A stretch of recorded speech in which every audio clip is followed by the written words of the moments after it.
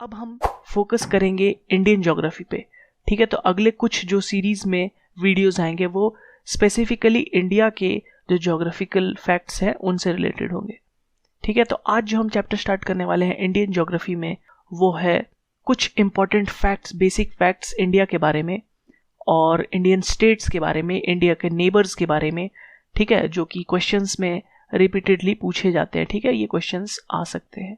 तो चलिए स्टार्ट करते हैं चैप्टर। The Vedic Academy। तो चलिए अब स्टार्ट करते हैं कुछ बेसिक फैक्ट्स अबाउट इंडिया। ठीक है, तो सबसे पहला फैक्ट जो हम पढ़ने वाले हैं वो है कि India is the 7th largest country in the world. ठीक है, 7th लार्जेस्ट कंट्री आपको याद रखना है। और ये कितना परसेंट एरिया, वर्ल्ड एरिया को ऑक्यूपाई करता है, तो वो है 2.4% ऑफ द वर्ल्ड एरिया। तो आप देख सकते हैं कि सिर्फ 2.4% ऑफ द वर्ल्ड एरिया को ऑक्यूपाई कर रहा है। लेकिन अगर हम पॉपुलेशन की बात करें तो ये second largest population of the world है। ठीक है, चाइना के बाद। ठीक है, और almost 17% of the world population इस 2.4% एरिया में है। इसीलिए इंडिया में काफ़ी ज़्यादा आपको पॉपुलेशन डेंसिटी दिखती है, हर जगह भीड़ दिखाई देती है बाकी वर्ल्ड के कंपैरिजन में, क्योंकि 17% ऑफ वर्ल्ड पॉपुलेशन जो टोटल लैंड मास है 2.4% उसी में कॉन्सेंट्रेटेड है। तो इसलिए यहाँ पे पॉपुलेशन डेंसिटी काफ़ी ज़्यादा है। ठीक है, तो ये दो आप याद रखिए, 7th लार्जेस्ट कंट्री और सेकंड लार्जेस्ट इन पॉपुलेशन। ठीक है, इसके अलावा आप ये दो फैक्ट भी याद रख सकते हैं, 2.5% और ऑलमोस्ट 17%। ठीक है, अगर टाइम की बात करें इंडियन टाइम जोन की, तो इंडिया फॉलो करता है IST, इंडियन स्टैंडर्ड टाइम को। ठीक है, तो IST क्या है? IST एक इमेजिनरी लाइन आप समझिए जो 82.5 डिग्री जो लॉन्गिट्यूड है उससे पास होगा। ठीक है, तो उसके अकॉर्डिंग जो टाइम फॉलो होगा वो पूरे इंडिया में फॉलो होगा। ठीक है, ईस्ट से लेके वेस्ट पूरे एक्सपेंशन में वही टाइम हर जगह फॉलो होगा। ठीक है, और ये जो IST है ये कहाँ से पास होता है? ये ऑलमोस्ट इलाहाबाद के पास एक मिर्ज़ापुर इलाका है, वहाँ से पास होता है। ठीक है, इलाहाबाद आप याद रख सकते हैं। ठीक है, तो ये हो गया Indian standard time 82.5 degree east longitude. ठीक है, अब India has 29 states and 7 union territories. ठीक है, तो इंडिया की स्टेट की बात करें तो अभी कुछ दिन पहले ही तेलंगाना फॉर्म होने के बाद 28 से 29 स्टेट्स हो चुके हैं। ठीक है, और 7 इसके अलावा यूनियन टेरिटरीज है जो कि डायरेक्टली एक तरह से कह सकते हैं यूनियन गवर्नमेंट कंट्रोल करती है। ठीक है, प्रेसिडेंट के अंडर आता है। तो चलिए अब स्टार्ट करते हैं, जो डिफरेंट स्टेट्स हैं और यूनियन टेरिटरीज इनके बारे में जो डिफरेंट फैक्ट्स हैं उनको पढ़ लेते हैं। ठीक है, तो सबसे पहले हम देख सकते हैं यहाँ पे डिफरेंट जो स्टेट्स है इस मैप में बना हुआ है। ठीक है, जम्मू एंड कश्मीर, हिमाचल प्रदेश, उत्तराखंड, यूपी, हरियाणा, राजस्थान, गुजरात, मध्य प्रदेश, छत्तीसगढ़, उड़ीसा, महाराष्ट्र, ठीक है, तेलंगाना, आंध्र प्रदेश, कर्नाटका, केरला, तमिलनाडु। इधर जो 7 सिस्टर्स हैं वो हैं। ठीक है, इसके अलावा यहाँ सिक्किम है, बिहार, झारखंड, वेस्ट बंगाल है यहाँ। ठीक है, तो ये हुए सारे जो डिफरेंट स्टेट्स हैं और उनके कैपिटल्स। आप यहाँ पे सारे कैपिटल्स आप चाहे तो उनको याद कर सकते हैं। ठीक है, आपको ऐसे याद होने चाहिए। ठीक है, तो चलिए अब इनके बारे में कुछ फैक्ट्स देख लेते हैं। सबसे पहले 29 स्टेट्स और 7 यूनियन टेरिटरीज ये तो मैंने बताया ही। ठीक है, अब इसमें से टोटल कितने स्टेट्स के कोस्ट लाइन है? ठीक है, सी का एक कोस्ट को टच करता है। ठीक है, कौन कौन से कितने स्टेट है? वैसे तो टोटल 9 स्टेट्स हैं। ठीक है, तो चलिए देखने की कोशिश करते हैं कौन कौन से वो स्टेट्स हैं। तो सबसे पहला स्टेट है गुजरात इधर। ठीक है, उसके बाद आ जाता है महाराष्ट्र, उसके बाद 3rd नंबर पे गोवा, 4th नंबर पे ये कर्नाटका, 5th नंबर पे केरला, 6th नंबर पे तमिलनाडु, 7th नंबर पे आंध्र प्रदेश, 8th नंबर पे उड़ीसा और 9th जो फाइनल है वो है वेस्ट बंगाल। ठीक है, इसके बाद आप देख सकते हैं यहाँ पे बांग्लादेश है कंप्लीट। तो टोटल 9 स्टेट्स कोस्ट लाइन को टच करते हैं। ठीक है, अब इसमें से सबसे बड़ा लंबा कोस्ट लाइन कौन सा है? यहाँ पे देख के तो आपको लग रहा हो कि आंध्र प्रदेश ही है या फिर तमिलनाडु है, लेकिन असल में जो सबसे लंबा है वो है गुजरात कोस्ट लाइन। आप देख सकते हैं गुजरात का कोस्ट लाइन जो है वो काफ़ी टेढ़ा मेढ़ा है, इसके कारण ये सबसे लॉन्गेस्ट कोस्ट लाइन बन जाता है। ठीक है, तो Gujarat has the longest coastline, आपको याद रखना है ये बात। चलिए अब नेक्स्ट फैक्ट की तरफ आते हैं कि इंडिया के टोटल कितने नेबरिंग कंट्रीज हैं। ठीक है, तो नेबरिंग कंट्रीज में हम सिर्फ लैंड बॉर्डरिंग नेबर कंट्रीज की बात करेंगे। ठीक है, श्रीलंका, मालदीव ये सब की बात नहीं करेंगे। तो लैंड बॉर्डरिंग जो टोटल कंट्रीज है वो है टोटल 7। ठीक है, चलिए स्टार्ट करते हैं। सबसे पहला ये कंट्री हो गया पाकिस्तान, ठीक है। फिर यहाँ पे एक छोटा सा आप देख सकते हैं कि अफगानिस्तान भी लैंड बॉर्डरिंग है, ठीक है। ये देखिए अफगानिस्तान यहाँ से आ रहा है पतला सा होते हुए यहाँ पे इंडिया को यहाँ से लैंड बॉर्डर कर रहा है। इसके अलावा इस साइड चाइना है, उसके अलावा आप आ जाइए नेपाल है, ठीक है, भूटान है, इसके अलावा बांग्लादेश और म्यांमार। टोटल 7 कंट्रीज, 1 2 3 4 5 6 7, ठीक है।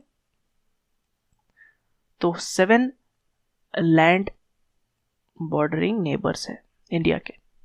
नेक्स्ट चलिए अब आ जाते हैं लॉन्गेस्ट इसमें से लैंड बाउंड्री किसका होगा।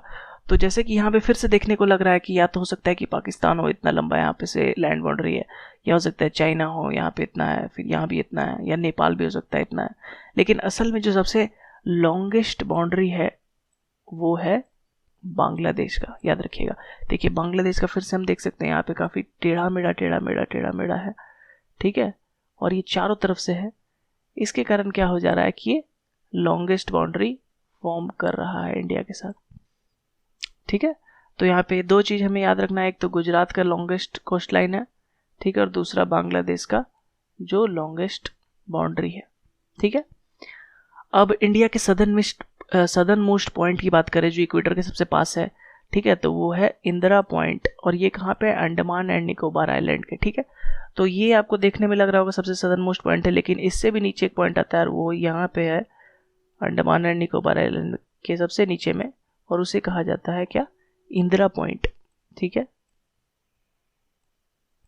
अब अगर मेन लैंड की बात की जाए, मेन लैंड का सदर्न मोस्ट पॉइंट, तो वो कौन सा है, वो है कन्याकुमारी, तमिलनाडु में। तो तमिलनाडु आप यहाँ देख सकते हैं, और इसके जो सदर्न मोस्ट टिप पे है यहाँ पे वो है कन्याकुमारी, ठीक है। तो कभी कभी क्वेश्चन पूछा जाता है कि मेनलैंड का सदर्न मोस्ट पॉइंट कौन सा है, तो वो हो जाएगा कन्याकुमारी। और कभी कभी क्वेश्चन पूछा जाता है कि जो इंडिया का सबसे सदर्न मोस्ट पॉइंट का है, तो वो हो जाएगा इंदिरा पॉइंट, जो कि अंडमान एंड निकोबार आइलैंड्स में है, ठीक है। तो इसी के साथ हमने स्टेट्स एंड यूनियन टेरिटरी के बारे में कुछ फैक्ट्स जान लिया। तो चलिए अब आगे बढ़ते हैं।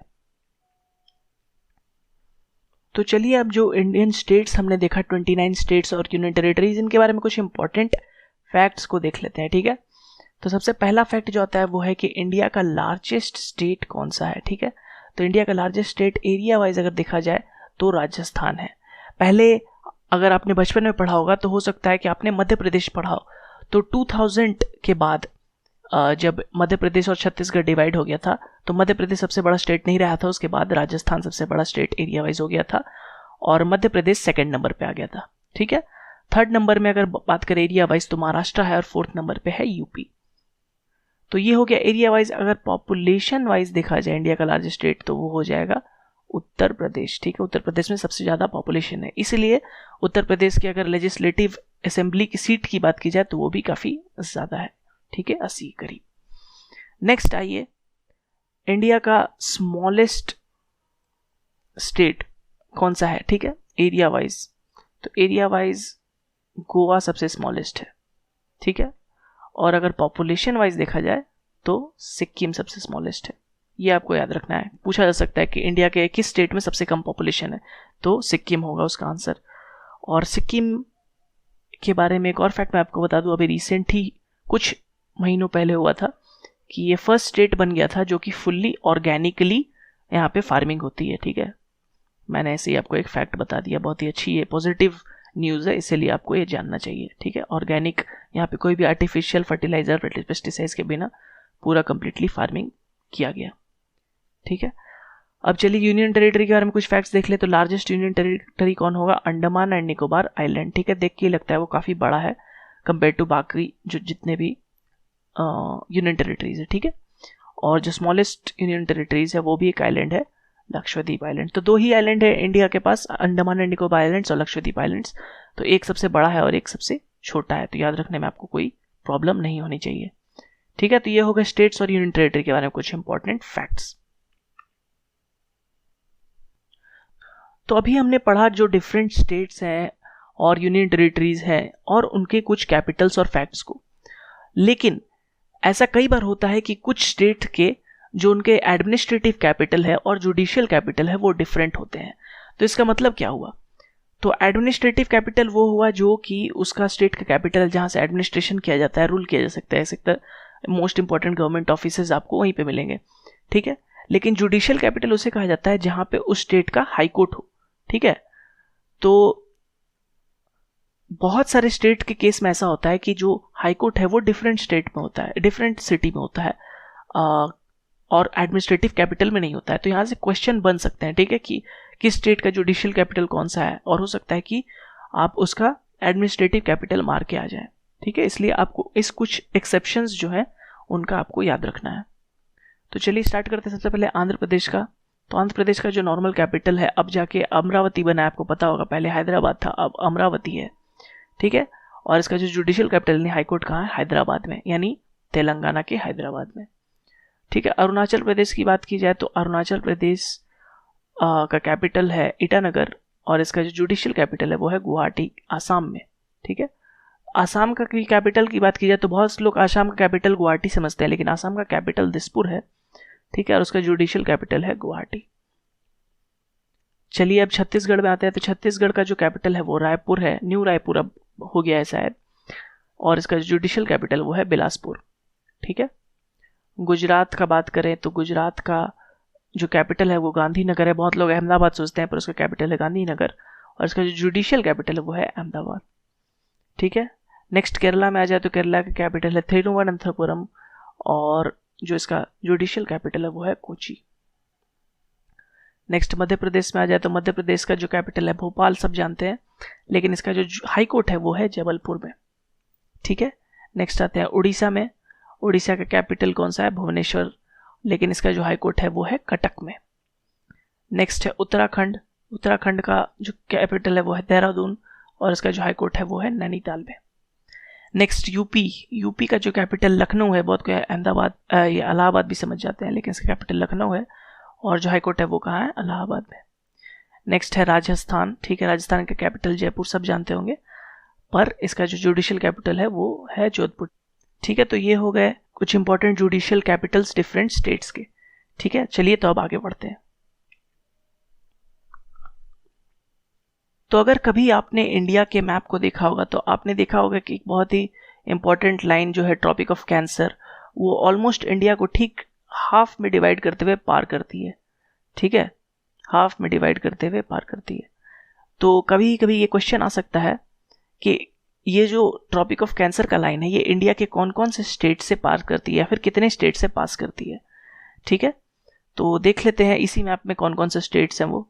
तो सबसे पहला ये स्टेट आपको दिख रहा है, गुजरात है, ठीक है। नेक्स्ट हम देख रहे हैं कि राजस्थान का भी एक छोटा सा पार्ट से यहाँ पे पास कर रहा है, ठीक है। थर्ड नंबर पे देखें तो यहाँ पे एमपी तो है ही, मध्य प्रदेश, क्योंकि एकदम ऑलमोस्ट सेंटर से पास हो रहा है ट्रॉपिक ऑफ कैंसर, तो एमपी से तो पास होगा ही। नेक्स्ट छत्तीसगढ़ से भी पास हो रहा है, यहाँ पे दिखाई दे रहा है, ठीक है। फिर देख रहे हैं झारखंड को ऑलमोस्ट मिड से काट रहा है ये, उसके अलावा वेस्ट बंगाल को ये काट रहा है, ठीक है। और यहाँ पे फिर फाइनली दो स्टेट्स और त्रिपुरा और मिजोरम, ठीक है। तो टोटल यहाँ पे 7 स्टेट्स आते हैं, 7 नहीं, फिर से हम काउंट करते हैं, 1 2 3 4 5 6 7 8 स्टेट्स आते हैं, ठीक है। तो 8 स्टेट्स ट्रॉपिक ऑफ कैंसर को एक तरह से वहां से पास करते हैं, ठीक है। तो चलिए इनका नाम याद कर लेते हैं, ठीक है। गुजरात, राजस्थान, मध्य प्रदेश, छत्तीसगढ़, झारखंड, वेस्ट बंगाल, त्रिपुरा और मिजोरम, ठीक है। तो ये 8 स्टेट से पास करते हैं ट्रॉपिक ऑफ कैंसर। अगर क्वेश्चन आए नंबर ऑफ स्टेट्स कितने पास होते हैं ट्रॉपिक ऑफ कैंसर, तो वो हो जाएंगे 8, और इन सभी के नाम आपको याद रखते हैं। तो चलिए आगे बढ़ते हैं। तो अभी कुछ देर पहले हमने पढ़ा था कि टोटल 7 लैंड बॉर्डरिंग कंट्रीज हैं इंडिया के, ठीक है। तो अब इन 7 कंट्रीज को पढ़ लेते हैं, और इनसे कौन कौन से जो स्टेट्स हैं सटे हुए वो आपको याद रखने हैं, ठीक है। पूछे जा सकते हैं कि कितने स्टेट्स सटे हुए हैं उस कंट्री से, या फिर कौन कौन से स्टेट्स नहीं सटे हुए उस कंट्री से, ऐसे क्वेश्चन करके पूछता है, ठीक है। तो ये आप सबको याद रखना है। पाकिस्तान का बहुत ही ईजी है, ठीक है। आपको लाइन नीचे से देखा जाए तो गुजरात दिखाई देता है, फिर राजस्थान दिखाई देता है, फिर पंजाब दिखाई देता है, फिर JNK दिखाई देता है। चारों बहुत ही क्लियर है, ठीक है। तो टोटल नंबर आपको याद रखना है कितने, 4, ठीक है। टोटल नंबर और जो स्टेट्स हैं वो है 4। ठीक है, नेक्स्ट आ जाइए अफगानिस्तान के ऊपर। तो अफगानिस्तान में देखा था बहुत ही छोटा सा पार्ट टच हो रहा था, तो सिर्फ JNK टच होता है, तो यहाँ पे नंबर ऑफ स्टेट्स जो आएगा वो हो जाएगा 1। ठीक है, नेक्स्ट आते हैं चाइना के ऊपर। ठीक है, तो चाइना से स्टार्ट करें तो लाइन से बढ़ते जाएंगे हम, तो JNK, ठीक है, उसके बाद आता है उत्तराखंड, उसके बाद हिमाचल प्रदेश, ठीक है, उसके बाद पूरा नेपाल वाला लाइन आ जाता है, इसलिए यूपी टच नहीं करता है, फिर जो डायरेक्टली टच करेगा वो होगा सिक्किम, और फाइनली अरुणाचल प्रदेश। टोटल कितने स्टेट हो गए? 5 स्टेट हो गए यहाँ पे इस केस में। ठीक है, 1 2 3 4 5। नेक्स्ट आते हैं नेपाल के ऊपर।